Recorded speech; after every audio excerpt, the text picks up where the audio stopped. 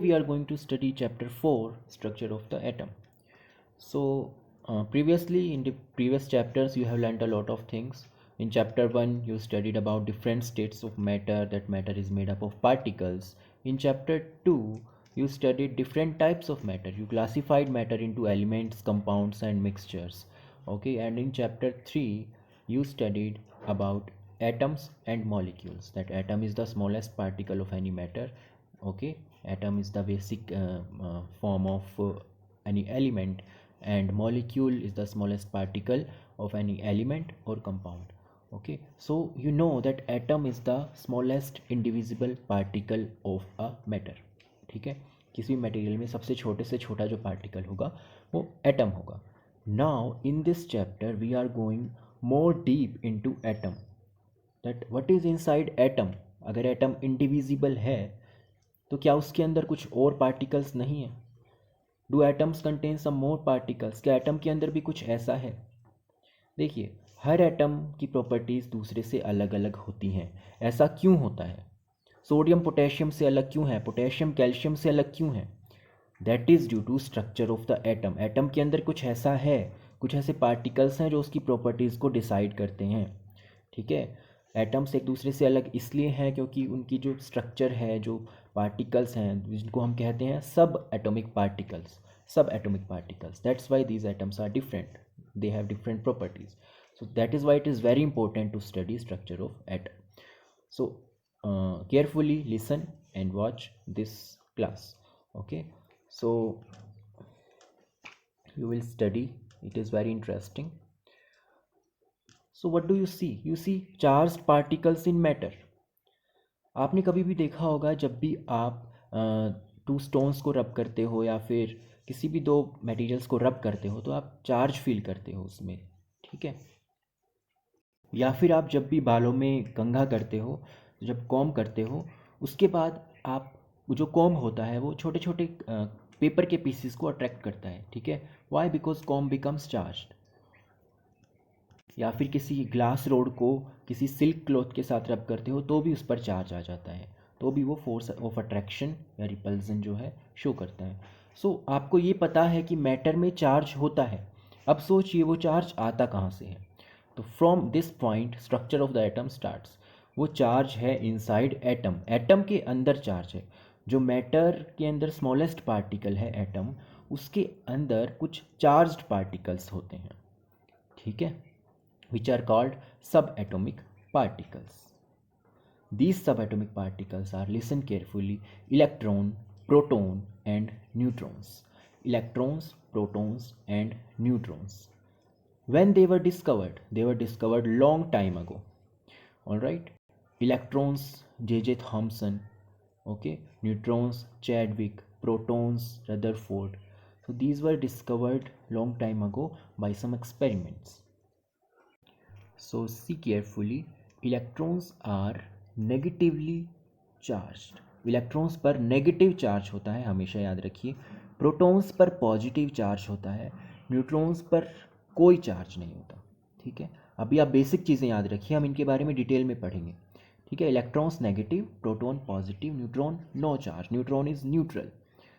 Okay, उसके बाद मास की बात करें. अभी हमने चार्ज पढ़ा, मास की बात करें तो mass of electron is 1/2000 of mass of hydrogen atom. ठीक है, और अगर आप इसकी वैल्यू जानना चाहते हैं तो ये होती है 9.31 इंटू 10⁻⁻31 ग्राम्स. -31 10⁻. तो सोच लीजिए कितने डेसिमल प्लेसेस आएंगे. इतना कम मास होता है इलेक्ट्रॉन का, क्योंकि इलेक्ट्रॉन एक सब एटॉमिक पार्टिकल है, बहुत छोटा होता है. ठीक है, प्रोटॉन का जो मास होता है वो हाइड्रोजन के मास के इक्वल होता है. मतलब जितना हाइड्रोजन एटम का मास है उतना ही प्रोटॉन का मास होता है. अगर उसकी वैल्यू आप जानना चाहते हैं तो वो होती है 1.66 इंटू 10⁻⁻27. तो प्रोटॉन पर मास होता है 1.66 इंटू 10⁻⁻27 ग्राम. इसको भी आप नोट कर लीजिएगा. ठीक है, सो प्रोटॉन का मास हाइड्रोजन एटम के मास के इक्वल होता है. ऑल राइट, जो mass of neutron is equal to mass of proton या फिर मास ऑफ हाइड्रोजन एटम। तो जो मैंने आपको मास बताया वो ग्राम्स में बताया, ठीक है, लेकिन जनरली हम आपने पिछले चैप्टर में पढ़ा है मास की यूनिट हम AMU लेते हैं, मतलब यूनिट, ठीक है। तो आपको याद होगा हाइड्रोजन का मास 1U होता है, ठीक है। इसलिए प्रोटॉन का मास भी आप 1U ले सकते हो, न्यूट्रॉन का मास भी 1U ले सकते हो, ये भी कर सकते हो। और इलेक्ट्रॉन का मास हो जाएगा 1/2000U। All right. तो अभी आपको समझ आ रहा होगा कि जो आपका मैटर होता है, जो आपका मटेरियल है, जो एटम है, वो तो न्यूट्रल होता है। आप किसी भी चीज़ को टच करते हो तो आपको चार्ज फील नहीं होता है, ठीक है। Atom is neutral. तो एटम न्यूट्रल कैसे हो सकता है? एटम न्यूट्रल तब होगा, कोई भी चीज़ न्यूट्रल तब होगी जब उसका नेगेटिव चार्ज पॉजिटिव चार्ज के इक्वल होगा, ठीक है। तो इसका मतलब हुआ number of electrons should be equal to number of protons, क्योंकि इलेक्ट्रॉन्स पर नेगेटिव, प्रोटॉन्स पर पॉजिटिव, इसलिए जितने इलेक्ट्रॉन्स उतने प्रोटॉन्स, तभी जो है एटम न्यूट्रल होगा। तो in an atom number of electrons are equal to number of protons, ठीक है। और जो न्यूट्रॉन होता है उस पर तो चार्ज होता ही नहीं, तो उसकी हम बात कर ही नहीं रहे। All right. उसके बाद अगर हम मास की बात करें तो आप एक चीज़ ध्यान रखिए, जिसको आप अभी बाद में भी पढ़ेंगे इस चैप्टर में, कि देखिए इलेक्ट्रॉन का मास आपने पढ़ा बहुत कम होता है, लेकिन प्रोटॉन और न्यूट्रॉन का मास 1 यूनिट हम लेते हैं। तो किसी भी एटम का मास किसके इक्वल होता है? Mass of an atom, atomic mass, या फिर इसको हम मास नंबर भी बोलते हैं। Mass number is equal to mass of proton plus mass of neutron, क्योंकि इलेक्ट्रॉन पर तो मास बहुत कम है, इलेक्ट्रॉन का नेग्लिजिबल मास होता है, इलेक्ट्रॉन के मास को हम काउंट ही नहीं करते। जो प्रोटॉन और न्यूट्रॉन है एटम के अंदर, उसका मास हम काउंट करते हैं, ठीक है। तो mass number is equal to proton mass, number of proton plus number of neutron, क्योंकि एक प्रोटॉन पर 1U ही मास मानते हैं, ठीक है। एक न्यूट्रॉन का मास भी 1U होता है। तो mass number is equal to number of protons plus number of neutrons. इसको आप बाद में पढ़ेंगे अच्छे से, ठीक है, आपको समझ आ जाएगा। All right. इसके बाद आप देखिए एक प्रोटॉन का मास एक हाइड्रोजन एटम के मास के इक्वल है। तो बताइए हाइड्रोजन में कितने प्रोटॉन होंगे? ऑब्वियस है हाइड्रोजन में एक ही प्रोटॉन होता है। ऑल राइट, क्योंकि हाइड्रोजन का मास भी 1U होता है और प्रोटॉन का मास भी 1U होता है। Hydrogen has 1 proton. तो ये तो बेसिक इंट्रोडक्शन था, आप इसके बारे में अभी पढ़ेंगे डिटेल में। तो ये जो एटॉमिक पार्टिकल्स के बारे में हम बात कर रहे हैं, इलेक्ट्रॉन्स, प्रोटॉन्स, ये कब डिस्कवर हुए थे, कैसे डिस्कवर हुए थे, उसके बारे में हम पढ़ेंगे। देखिए सब atomic particles were discovered long time ago, ठीक है। पहले जो एटॉमिक जो हमने मास जो है आपने चैप्टर्स में पढ़ा था, लॉ ऑफ कांस्टेंट प्रोपोर्शंस, ठीक है, law of conservation of mass, वो सब हो गया था पहले। उसके बाद सब एटॉमिक पार्टिकल्स के बारे में डिस्कवरी हुई 1900, 1886, 1932, जो ऑलमोस्ट जो 18-19 सेंचुरी है उसमें डिस्कवर हुए थे, ठीक है। तो इलेक्ट्रॉन्स की जो डिस्कवरी की थी, electrons, that was discovered by J Thomson. J Thomson ने इलेक्ट्रॉन डिस्कवर किए थे। देखिए प्रोटॉन्स पर पॉजिटिव चार्ज होता है, और ये पॉजिटिव चार्ज 1886 में गोल्डस्टीन ने डिस्कवर किया था। कैसे? जो गैस डिस्चार्ज ट्यूब होती हैं, गैस डिस्चार्ज ट्यूब क्या होती है? जैसे आपकी ट्यूबलाइट है, ट्यूबलाइट में गैस होती है ना, ठीक है। तो गैस डिस्चार्ज ट्यूब, उस ट्यूब्स में, या फिर कोई बल्ब है, CFL बल्ब है, कोई भी बल्ब है, वो भी गैस डिस्चार्ज ट्यूब होता है। तो उस बल्ब में उसने canal raise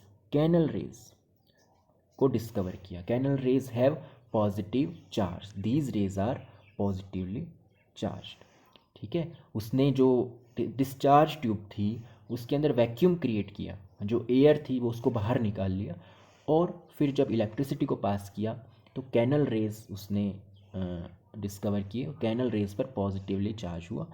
this led to the discovery of protons. Neutrons बाद बाद में डिस्कवर हुए थे, काफ़ी बाद में, क्योंकि न्यूट्रॉन्स पर चार्ज नहीं होता है तो डिस्कवर करना, थोड़ा डिटेक्ट करना मुश्किल था। तो चैडविक ने उनको डिस्कवर किया था, neutrons which have no charge. Okay, so ये तो बेसिक आपने पार्टिकल्स के बारे में पढ़ा, electron, proton, neutron, their charge, their mass, their discovery.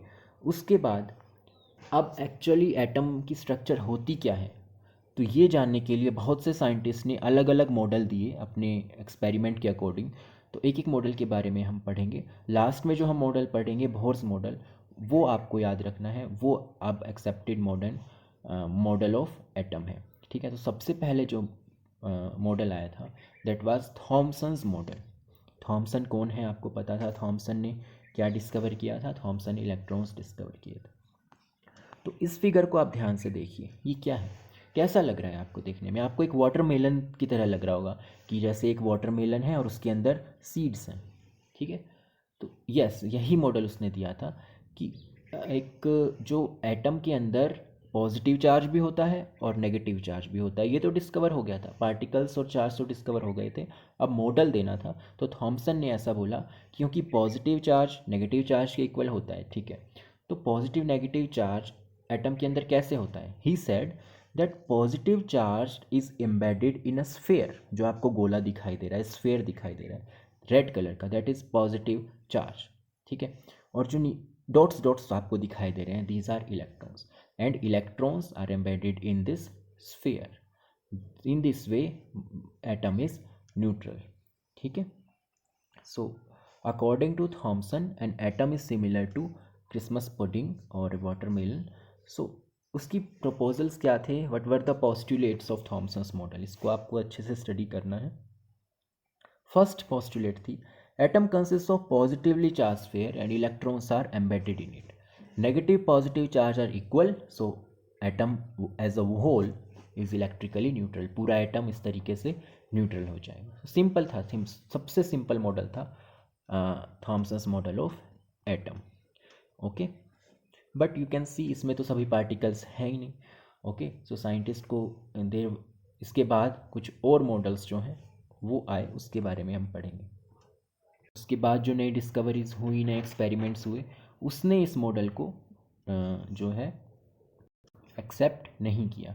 तो उसके बाद जो दूसरा मॉडल है Rutherford's model of atom, this model was very important क्योंकि इससे एक्चुअली एटम की स्ट्रक्चर, एटम के इलेक्ट्रॉन्स प्रोटॉन्स, उनकी जो स्ट्रक्चर है वो डिसाइड हुई थी। This is very important part of this chapter, आपको ध्यान से पढ़ना है। सो कैसे उसने एटम का जो स्ट्रक्चर वो बताया था, उसने किया क्या था, उसकी एक्सपेरिमेंट किया था जिसका नाम है अल्फ़ा स्कैटरिंग। तो अल्फ़ा क्या होता है? अल्फ़ा एक पार्टिकल होता है, ठीक है। आपको लास्ट चैप्टर में याद होगा, आपने हीलियम कहीं पढ़ा था, हीलियम एक एटम होता है, ठीक है। हीलियम एटम होता है, ठीक है। इसमें जो है 2 प्रोटॉन्स होते हैं और 2 न्यूट्रॉन्स होते हैं, एटॉमिक मास इसका 4 होता है। तो हीलियम जो है, तो अल्फ़ा पार्टिकल्स जो है, हीलियम का जो है न्यूक्लियस होता है, ठीक है। न्यूक्लियस के बारे में भी अभी आप पढ़ेंगे। तो आप इतना याद रख लीजिए कि अल्फ़ा पार्टिकल्स पर पॉजिटिव चार्ज होता है। Alpha particles have positive charge, okay, positively charged helium nucleus. तो रदरफोर्ड ने क्या चीज़ ली, 2 चीज़ें ली। एक तो बहुत थिन, बहुत पतली सी गोल्ड की शीट ली, क्योंकि मेटल्स की प्रॉपर्टीज़ में आपने पढ़ा था metal are malleable, means metal can be beaten into thin sheets. तो बहुत गोल्ड की बहुत पतली शीट ली, ओके। और एक अल्फ़ा पार्टिकल्स की बीम ली उसने, ठीक है। He striked gold foil with alpha particles, ये किया उसने। Rutherford allowed a beam of fast moving alpha particles with a thin gold foil. उसने गोल्ड फॉइल ही चूज़ क्यों किया? क्योंकि गोल्ड जो है बहुत ज़्यादा मेलिएबल होता है, बहुत पतली उसकी शीट बन जाती है, और अल्फ़ा पार्टिकल्स पर मास और चार्ज, मास बहुत कम होता है, सो बहुत तेज़ी से वो मूव करते हैं, अल्फ़ा पार्टिकल्स की स्पीड बहुत ज़्यादा होती है, ठीक है। तो ये देखिए, इस चीज़ को ध्यान से देखिए, ये क्या है, ये जो आपको राउंड राउंड शेप्स दिख रही हैं, ये क्या है? ये एटम्स हैं, ठीक है, एटम्स हैं। तो गोल्ड फॉइल के एटम्स हैं। और ये जो आपको लाइंस दिख रही हैं ना, ये अल्फ़ा पार्टिकल्स का पाथ है, अल्फ़ा पार्टिकल्स ऐसे गए। तो रदरफोर्ड ने ऑब्जर्व किया कि कुछ अल्फ़ा पार्टिकल्स यहाँ पर देखिए सीधे चले गए, देखिए आपको सीधी लाइन दिखाई दे रही है ना, कुछ अल्फ़ा पार्टिकल्स सीधे चले गए, okay. Some alpha particles were deflected back, कुछ अल्फ़ा पार्टिकल्स आपको दिख रहा होगा वापस डिफ्लेक्ट हो गए हैं कुछ एंगल से। Some alpha particles get deflected by some angle, और कुछ अल्फ़ा पार्टिकल्स ने क्या किया, बिल्कुल 180 डिग्री पे, 180 डिग्री से बिल्कुल डिफ्लेक्ट हो गए, आए और 180 डिग्री मतलब बिल्कुल डायरेक्शन जो है अपोजिट डायरेक्शन में वो चले गए। ये उसने स्टडी किया। अब इस स्टडी से क्या पता चला उसको, ये ध्यान से देखने की बात है। पहला उसका ऑब्जर्वेशन था most alpha particles are undeflected, मतलब सीधे सीधे चले गए, मतलब उसके पाथ में कुछ भी नहीं आया, मतलब वो पाथ एम्प्टी था। तो उसने इससे पोस्टुलेट निकाली कि most of the space inside N atom is empty, atom के अंदर ज़्यादा स्पेस खाली, ये इसने निकाला। दूसरा, a few alpha particles were slightly deflected, मतलब तो आपको दिख रहा है छोटा सा डिफ्लेक्ट हो रहा है, इसका मतलब है अल्फा पार्टिकल पर पॉजिटिव चार्ज होता है। ओके, और आपको पता है कि जो चार्ज होता है, सेम जो चार्ज होता है, पॉजिटिव चार्ज को रिपेल करता है।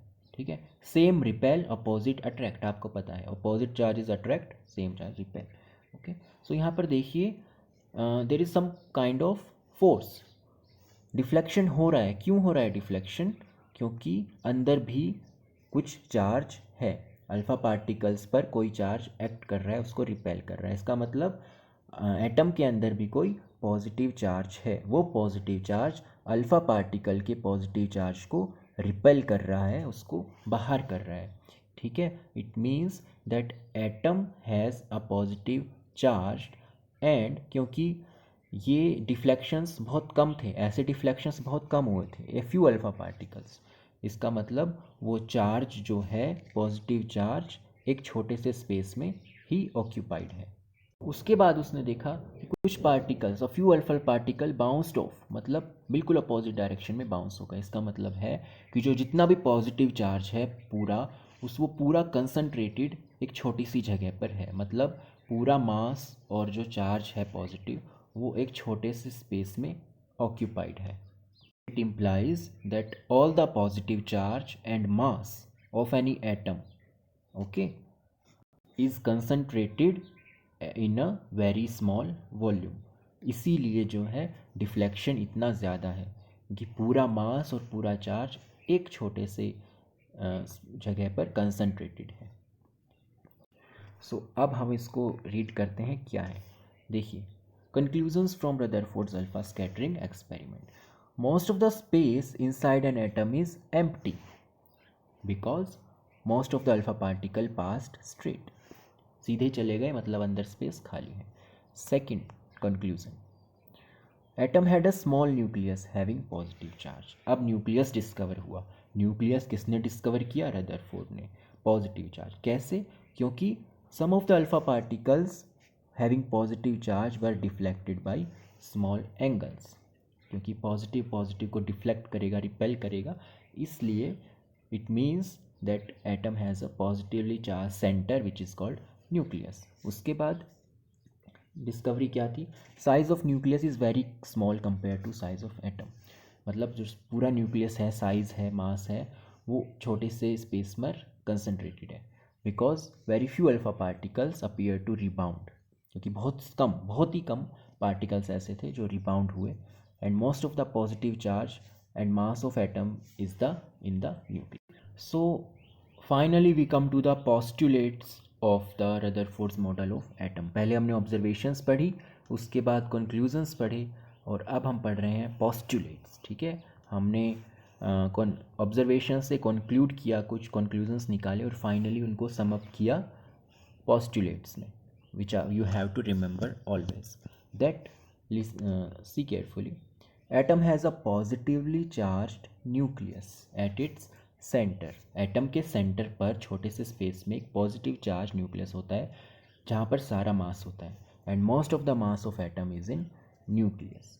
ठीक, second postulate was that electrons revolve around the nucleus in definite orbits, कि जो न्यूक्लियस है वो ठीक है बीच में है, लेकिन उसके चारों तरफ इलेक्ट्रॉन्स रिवॉल्व कर रहे हैं, घूम रहे हैं, जैसे कि सन के अराउंड प्लैनेट्स घूमते हैं, ऐसे ही न्यूक्लियस के अराउंड इलेक्ट्रॉन्स घूमते हैं, ऐसा उसने बोला, लेकिन उसने इसके लिए कोई सॉलिड जो है प्रूफ नहीं दिया था। ठीक है, थर्ड पोस्टुलेट जो है that is size of nucleus is very small compare to size of atom. Atom के कंपेरिजन में न्यूक्लियस बहुत छोटा है, अगर एटम एक पूरा है तो न्यूक्लियस बीच में बहुत छोटा है। तो these were the postulates. Now you have to remember them and whatever the limitations, क्या डिफेक्ट थे। ठीक है, तो इसका डिफेक्ट यही था जो उसने ये वाली जो पोस्टुलेट दी थी सेकंड। इस सेकंड में क्या प्रॉब्लम थी कि एक रूल होता है कि जब भी कोई चार्ज मूव करता है, एक्सेलरेट करता है, ठीक है, when a charge is in acceleration, acceleration का मतलब होता है कि उसकी स्पीड चेंज हो रही है, स्पीड ज़्यादा हो रही है, कम हो रही है, या फिर डायरेक्शन चेंज हो रही है। एक गाड़ी चल रही है, गाड़ी की स्पीड तेज़ हो गई तो इसका मतलब वो एक्सेलरेशन हो गया। एक्सेलरेटर जब आप दबाते हो गाड़ी का तो स्पीड चेंज हो जाती है, ठीक है। तो दैट इज़ कॉल्ड एक्सेलरेशन। तो जब भी कोई चार्ज पार्टिकल एक्सेलरेशन में होता है या डायरेक्शन चेंज करता है तो उस टाइम वो एनर्जी को रेडिएट करता है, एनर्जी को लूज़ करता है, ठीक है। और अगर जब ऐसा होता है तो एनर्जी कम हो जाती है और उस पार्टिकल जो है वो फिर रिवॉल्व करना बंद कर देता है, ठीक है। सो यही डिफेक्ट था उसका कि अगर electrons is moving around the nucleus then electron would radiate energy, would lose energy and then it should fall in nucleus, पर ऐसा नहीं होता। तो इसका मतलब कुछ गड़बड़ है इस पोस्टुलेट में, है ना। तो that was the postulate that any particle in circular orbit undergoes acceleration, क्योंकि डायरेक्शन चेंज हो रही है, सर्कुलर मोशन में डायरेक्शन तो चेंज होती है, गोल गोल घूमता है तो एक्सेलरेशन भी होता है, और एक्सेलरेशन के टाइम चार्ज पार्टिकल एनर्जी को लूज करता है। So revolving electrons would lose energy and fall into the nucleus, okay, and atom would be unstable.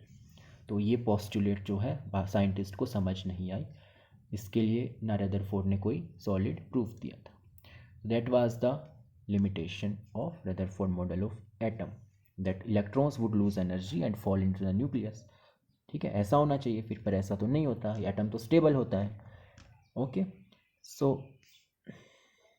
जो रदरफोर्ड ने बोला था कि इलेक्ट्रॉन्स ऐसे रिवॉल्व करता है, तो इस तरीके से तो electron should fall into the nucleus, that is why this postulate was rejected. तो एक्चुअली होता क्या है, कैसे जो है इलेक्ट्रॉन्स रिवॉल्व करते हैं और वो एनर्जी को लूज़ क्यों नहीं करते, वो जो इलेक्ट्रॉन्स हैं वो न्यूक्लियस के अंदर क्यों नहीं गिरते, न्यूक्लियस में क्यों नहीं जाते, वो सिर्फ फिक्स ऑर्बिट्स में ही क्यों घूमते रहते हैं, ये डिस्कवर किया था बाद में बोहर ने।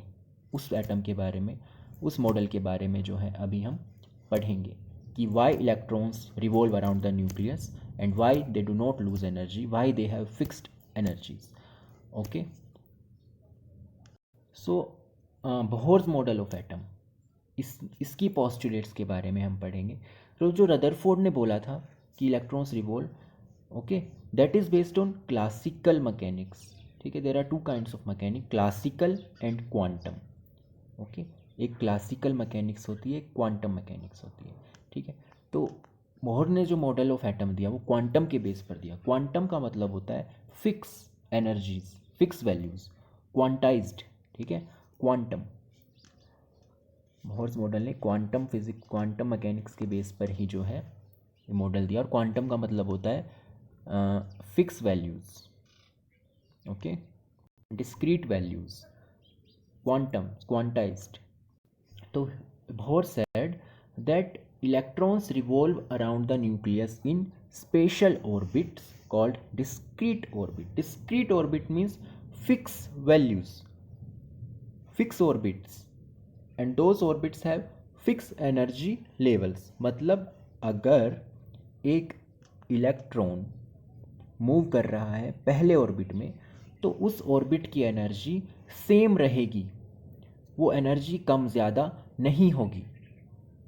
अगर कोई इलेक्ट्रॉन सेकंड ऑर्बिट में, सेकंड एनर्जी लेवल में मूव कर रहा है, रिवॉल्व कर रहा है, तो उसकी एनर्जी इक्वल रहेगी, सेम रहेगी, चेंज नहीं होगी।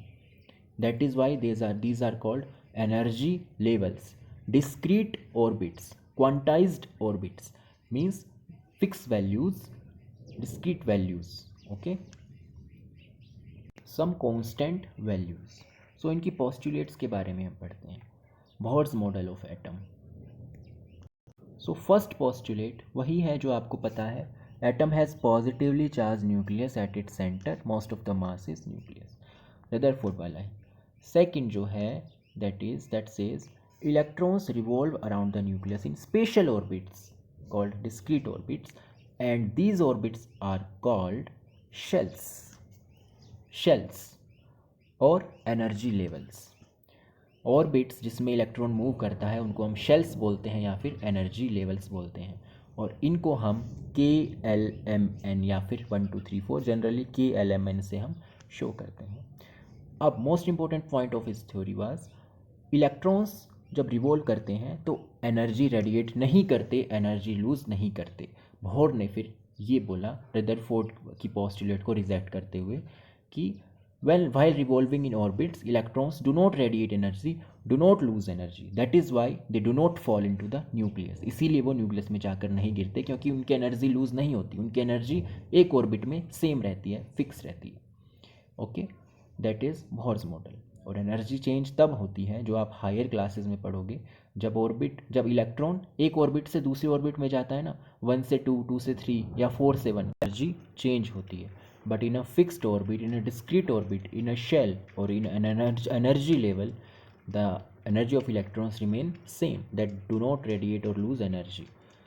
That's why it does not fall into nucleus. So this Bohr's model of atom solved the problem of Rutherford's model. Okay, so Bohr's model of atom was accepted, and its postulates you have to remember always. So now you have a clear picture of model of an atom. That atom has a nucleus which is positively charged, and it is very concentrated at a very small space. So most of the mass of the atom is concentrated in nucleus, and nucleus is positively charged. Electrons revolve around the nucleus in fixed energy levels, in discrete energy levels. Okay, and these shells are named K, L, M, and N. And atom as a whole is neutral because positive charge is equal to negative charge. Okay.